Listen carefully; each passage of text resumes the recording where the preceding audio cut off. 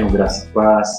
É um privilégio compartilhar um pouquinho do nosso trabalho enquanto a missionário, né? Eu estou há quase 8 anos trabalhando aqui no centro de São Paulo, na região conhecida como Cracolândia. Aqui na boca do lixo de São Paulo, nós trabalhamos na Missão Sena, né? Missão Sena quer dizer Comunidade Esperança Nova Aurora. É uma missão interdenominacional que trabalha com marginalizados. Nós estamos trabalhando enquanto a Missão Sena há 34 anos já, né, trabalhando com prevenção, resgate, restauração e reintegração que estão à margem, pessoas que estão à margem da sociedade. É um trabalho muito vasto, né? Desde trabalhar com a população em situação de rua, com o resgate, né, com o evangelismo, um trabalho também com as crianças carentes, com as crianças que moram nas ocupações ali em torno da Missão Sena, com um trabalho também de prevenção. Nós temos uma creche que atende as crianças, né, que são moradoras dessas ocupações, crianças vindas de famílias disfuncionais.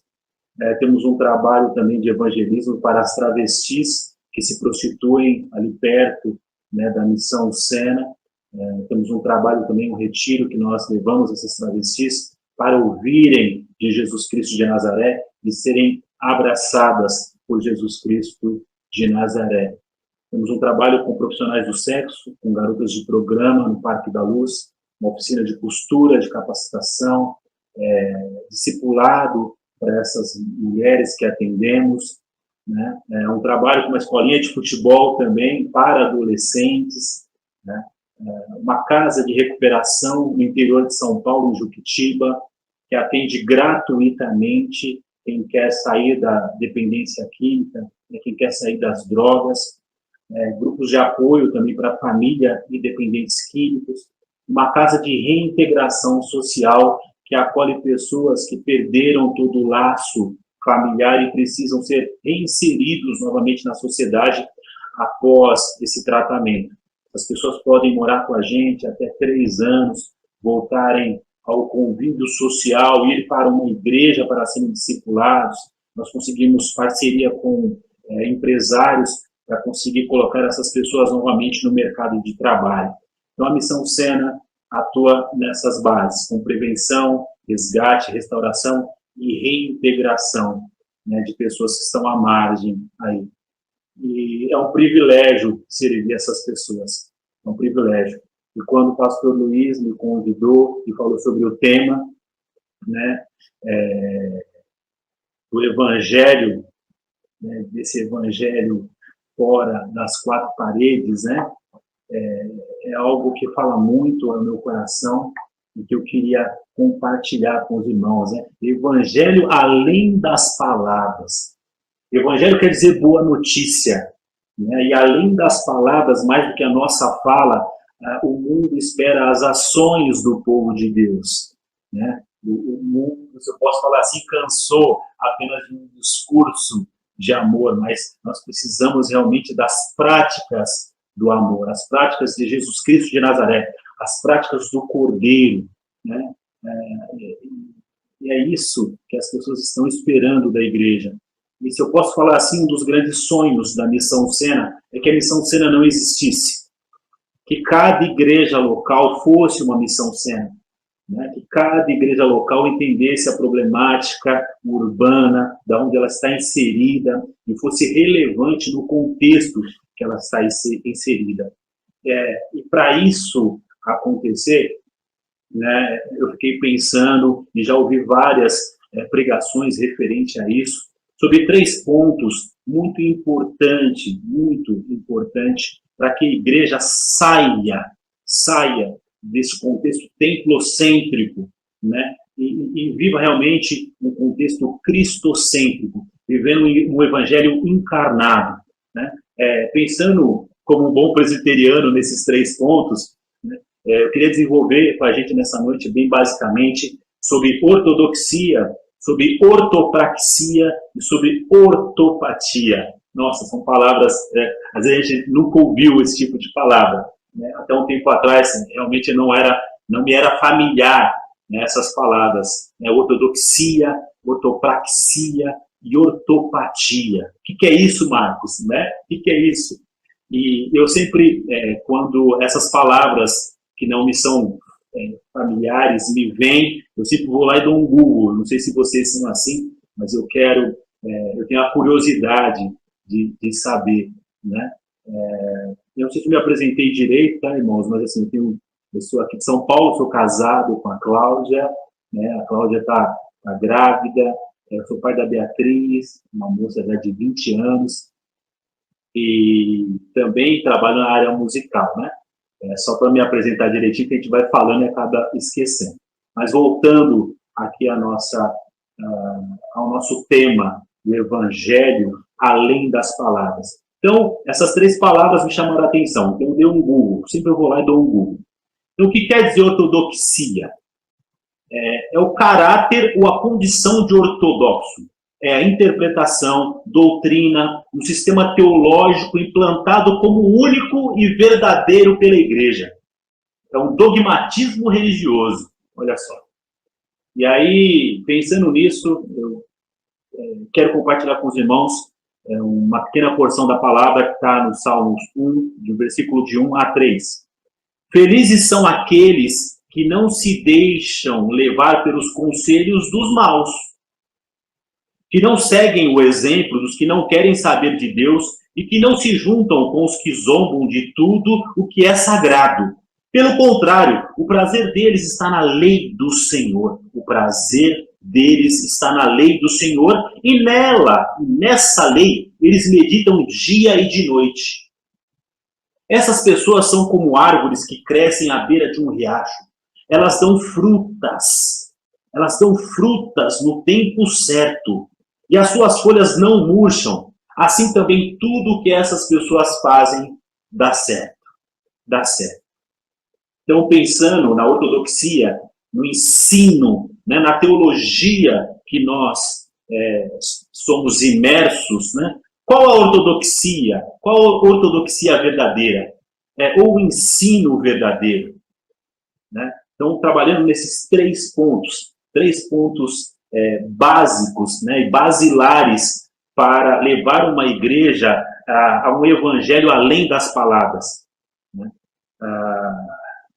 Para mim, a ortodoxia, né, verdadeira é aquela baseada em revelar ao homem Jesus Cristo de Nazaré. A teologia cristocêntrica. Cristo como centro. No mundo em que vivemos, teologias desconexas têm se levantado a todo momento, enganando assim milhões de pessoas sedentas de Deus. Os campos estão brancos, as pessoas estão sedentas de Deus. Temos como povo de Deus, né, a grande responsabilidade de revelar Cristo às pessoas através da palavra que é viva e eficaz. Hoje os homens desenvolvem teologias e ensinos para o seu próprio interesse. Né? Exemplos de ortodoxias desconexas, de teologias desconexas para a palavra. As ditas heresias, as confissões positivas.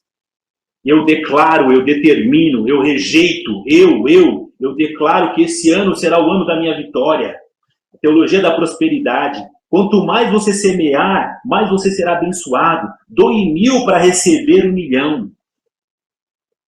Enfim, engodos teológicos que de vez em quando nós flertamos. Sim, eu e você, nós flertamos às vezes com esses engodos teológicos.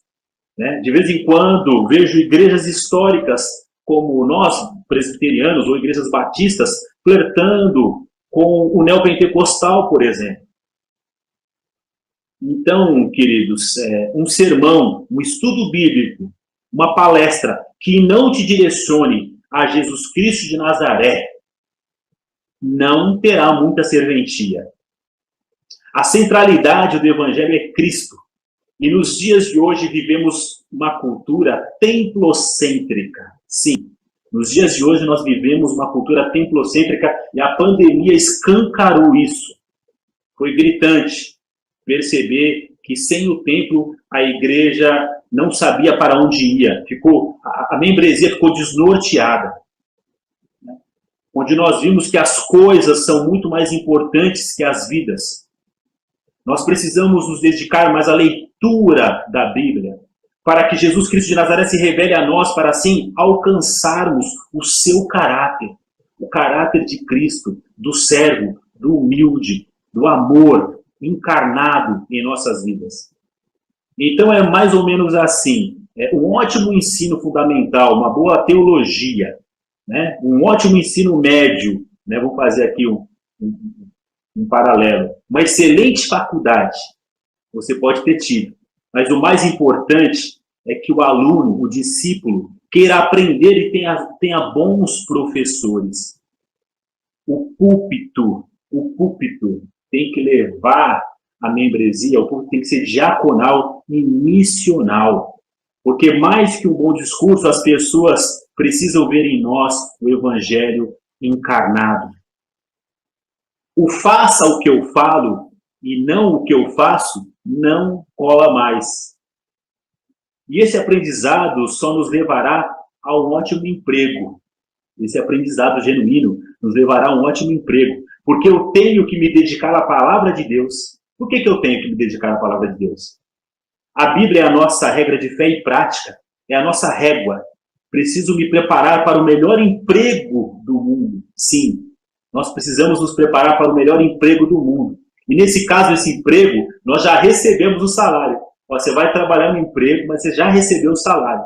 Férias, prêmios, participação nos lucros e tudo antecipadamente. Mas, Marcos, que salário é esse? A salvação em Cristo Jesus. Então, esse ensino correto nos levará a servir com excelência o autor e consumador da nossa fé. E assim termos boas práticas cristãs. Nós somos responsáveis em proclamar o Evangelho de Cristo Jesus com responsabilidade. Por que eu falo muito da questão do ensino correto, da teologia correta? Nós, na Missão Sena, nós somos uma casa de recuperação, onde atendemos em 90% pessoas que vêm de igrejas, pessoas que foram ensinadas em teologias rasas, em confissões positivas, em igrejas que fundamentam a sua teologia em costumes, né? E essas pessoas chegam com um fardo pesado, né?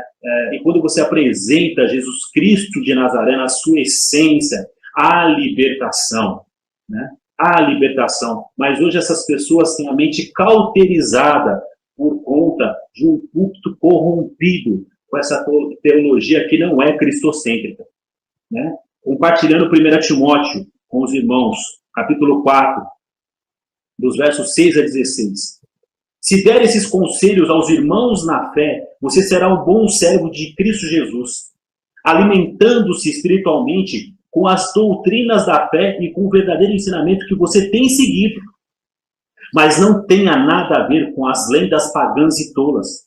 Para progredir na vida cristã, faça sempre exercícios espirituais. Para os exercícios físicos tem alguma utilidade, mas o exercício espiritual tem um valor para tudo, porque o seu resultado é a vida. É a vida. Tanto agora como no futuro, esse ensinamento é verdadeiro e deve ser crido e aceito de todo o coração. É por isso que lutamos e trabalhamos muito, pois temos posto a nossa esperança no Deus vivo, e que é o Salvador de todos, especialmente dos que creem. Seja um exemplo na maneira de falar, na maneira de agir, no amor, na fé, na pureza. Enquanto você espera a minha chegada, dedique-se à leitura em público das Escrituras Sagradas, à pregação do Evangelho e ao ensino cristão. Não se descuide do dom que você tem, que Deus lhe deu quando os profetas da igreja falaram e o grupo de presbíteros pôs as mãos sobre a sua cabeça para dedicá-lo ao serviço do Senhor. Pratique estas coisas, se dedique a elas, a fim de que seu progresso seja visto por todos. Cuide de você mesmo e tenha cuidado com o que ensina. Tenha cuidado com o que ensina. Continue fazendo isso, pois assim você salvará tanto você mesmo como os que te escutam. É isso. Discípulo faz discípulo. A igreja tem feito ao longo dos anos religiosos. Nós precisamos voltar à essência do evangelho. Se queremos uma igreja além das palavras, precisamos discipular, fazer discípulos, não religiosos. Né? Isso será construído no chão da vida através da ortopraxia do Cordeiro. Nosso segundo ponto, olha que palavra, ortopraxia. Qual o significado? Então, vimos lá que precisamos ter um ensino excelente, um ensino teológico, cristocêntrico, que nos leve à prática, à ortopraxia. Orto, correto, que é direito. Praxia, procedimento, ação prática. Geralmente uso para definir condutas religiosas, métodos. Os cristãos reformados ou os pentecostais se gabam da sua teologia. Eu não sei se você já viu gente assim. Tem gente que está há 30 anos assistindo os cultos, participando de uma escola dominical. Mas eu pergunto, quando essas pessoas tirarão o diploma e começarão a servir e entender que a igreja precisa ser relevante aonde ela está inserida?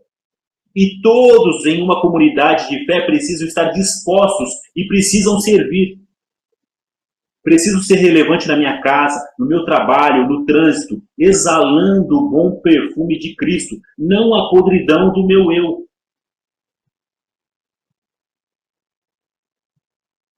E algo que me chama muita atenção, enquanto a ser servo de Deus, é a questão do voluntariado nas igrejas. E nas ONGs cristãs também. Né? Nós precisamos quebrar esse paradigma. Hoje encontramos nas igrejas voluntários. Eu faço quando dá, quando eu tenho tempo, né? E é a maneira meio que americanizada. As pessoas fazem quando querem, como querem, gostariam até de ser premiadas pelo seu tempo dedicado. Eu quero deixar uma palavra para os irmãos. Cristo não precisa de voluntários. Ele quer servos. Cristo não precisa de voluntários. Ele quer servos. Servos. Ele quer verdadeiros adoradores. Cristãos que estão dispostos a servir o Evangelho na sua essência. Uma ótima teologia sem vida prática, qual o sentido? Nenhum. Uma fé sem obras é morta. E a igreja moderna terceirizou as suas obras. Por isso que eu falei no início que a Missão Sena tem um grande sonho, que ela não existisse. Que cada membro pegasse a sua responsabilidade que ele tem quando Jesus Cristo de Nazaré o salvou, né? E entendesse que o grande privilégio do Evangelho é servir. O grande privilégio do Evangelho é compartilhar a boa notícia que está sendo entregue a nós, né? E compartilhar para os de fora.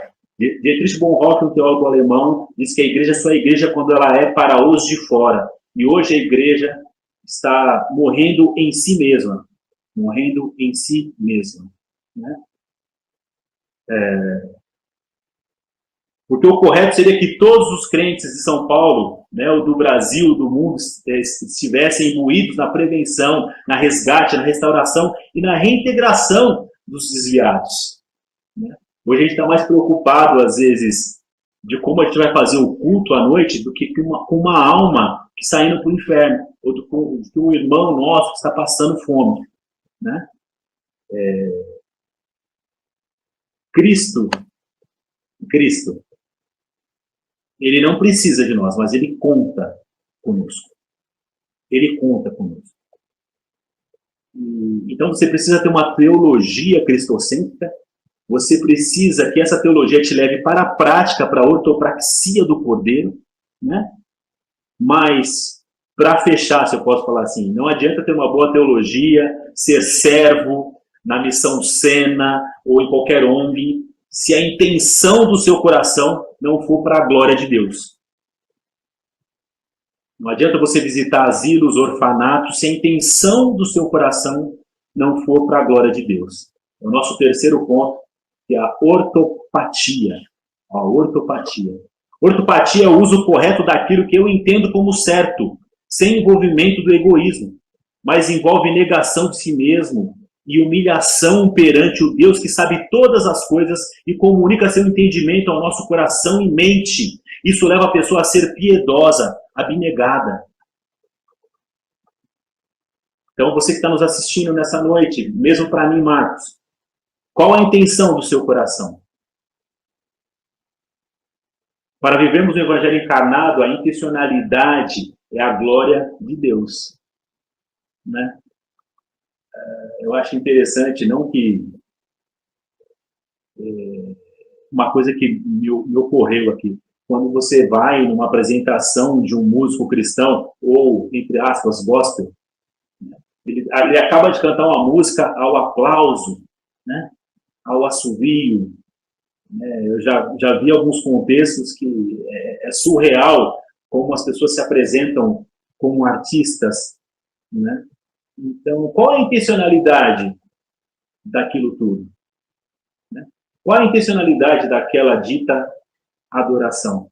Então, se não for para a glória de Deus, não tem valia alguma. Né? Uma boa teologia, uma prática, mas sem intenção do seu coração não for para a glória de Deus, não tem serventia. Né? Eu não sei se você já viu gente assim. O problema não é como você começa a sua carreira, mas como você termina a sua carreira. O problema não é como começar uma casa, mas desde o alicerce até o acabamento precisamos da mesma dedicação e sabedores que a casa não é nossa. Então, qual o legado que nós deixaremos? Já pensou nisso?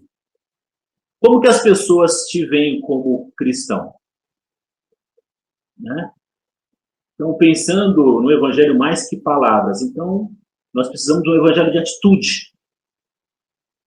Né? Então, como as pessoas aí de fora, como as pessoas que se relacionam com você no dia a dia, elas veem essa atitude em você. Como você pode mudar? Como você pode mudar isso? Como você pode mudar isso? Como que a igreja pode mudar isso? Eu acho que o primeiro ponto é através da oração. Nós precisamos orar mais e pedir realmente a vontade de Deus sobre as nossas vidas. E a vontade de Deus é que nós temos que estar dentro do centro da vontade dele. Qual que é o centro da vontade de Deus? Salvar o pecador. E para salvar o pecador, né, ele precisa que o povo dele esteja imbuído no trabalho, na expansão do reino de Jesus na terra. Né? Então, mais que palavras, agir. Agir. Esse é o momento de agir. Esse é o momento de quebrar vários paradigmas. Né? Os campos estão brancos, mas os trabalhadores são pouquíssimos. Nós tivemos alguns congressos há um tempo atrás, que foi ligado a Jocum, acho que ele descende, que vários jovens se levantaram para o campo missionário. Mas ainda a igreja acha que campo missionário é aos confins da terra. Mas até chegar aos confins da terra, eu tenho o meu vizinho, eu tenho a minha rua, eu tenho o meu bairro, eu tenho o cobrador de ônibus, eu tenho a pessoa, o atendente da farmácia que me atende, né? Eu tenho meu colega de trabalho, eu tenho meus familiares. Né? Então, as pessoas, às vezes o mais próximo que ela pode chegar de Jesus é o seu testemunho, sabia disso? Tudo bem que Deus é Deus, ele pode se revelar para a pessoa como ele apraz, né? Pode utilizar diversas formas. Né? Mas nós precisamos, primeiro, nos dispor. Você quer realmente o evangelho mais que palavras? Se disponha. Ore, se disponha. Sonde o seu coração. Né? Fale assim, Senhor, eis-me aqui, me envia. Né? Que minha mente seja descauterizada por, de repente, teologias, coisas que eu aprendi que não condizem com o teu evangelho. Porque Deus abandonou a sua glória, deixou a sua glória, chegou ao mundo com a intenção apenas de servir, para morrer na cruz, para que eu e você tivéssemos vida. E aí, o que você faz com isso? Você tem que compartilhar isso, você tem que se doar, você tem que ser generoso, você tem que se entregar, viver uma graça, não uma graça barata, né? Mas uma graça que te custe tudo, né? Que te custe tudo realmente, né? Não uma graça barata. Né? Hoje, as pessoas vivem uma graça barata, uma graça barata. Né? E se você é salvo em Jesus Cristo de Nazaré, você tem que ter um fogo queimando dentro de você, dentro do seu coração, para compartilhar esse evangelho. Nós precisamos voltar a uma igreja simples, uma igreja que acolhe o seu vizinho, uma igreja que é relevante onde ela está inserida, né? Uma igreja que toque nas pessoas. Nesse momento de pandemia, por exemplo, as igrejas ficaram todas fechadas. Se você fizer uma enquete, por exemplo, ao lado dessas igrejas e perguntar, essas igrejas fizeram falta? Essas igrejas fizeram falta? Eu tenho certeza, acho que 99% das pessoas falarão, não, não, no meu ponto de vista, não. Mas igrejas que foram e são relevantes aonde estão inseridas, essas igrejas realmente fechadas fizeram falta. Mas, na verdade, continuaram atuando, né? Muitas dessas igrejas continuaram atuando, né? Com o envio de alimentação, cesta básica, orando pelas pessoas, né? Tocando nessas vidas, né? Invadindo o inferno para resgatar quem necessita. Quando fala que as portas do inferno não prevalecerão contra a igreja, subentende que a igreja tem que invadir o inferno, né? Invadir o inferno para o resgate do perdido.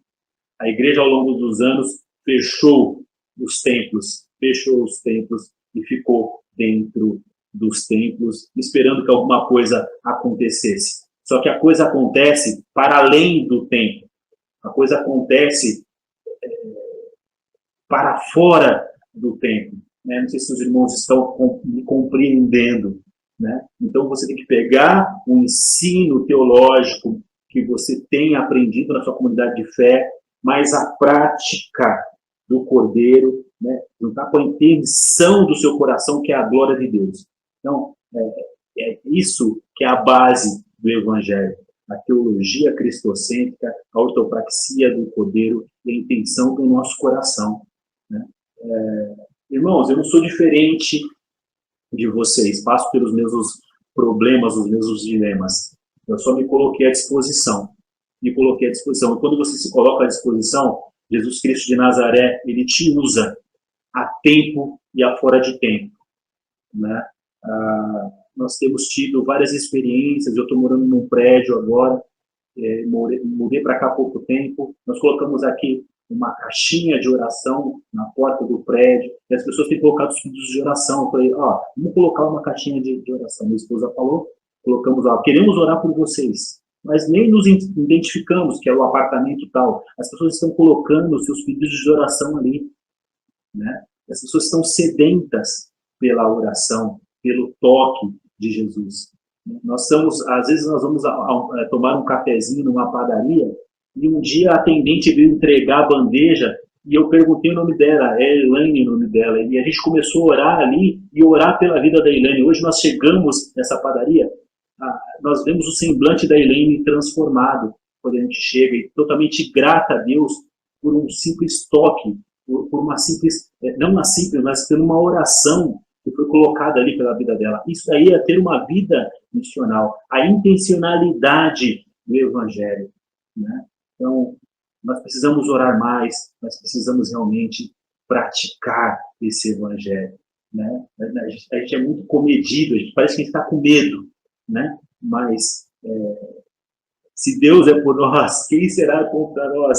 Né? Então, precisamos ter mais fé, precisamos, assim, ter esse tamanho privilégio de alcançar o perdido. Mais vale uma alma do que o mundo inteiro.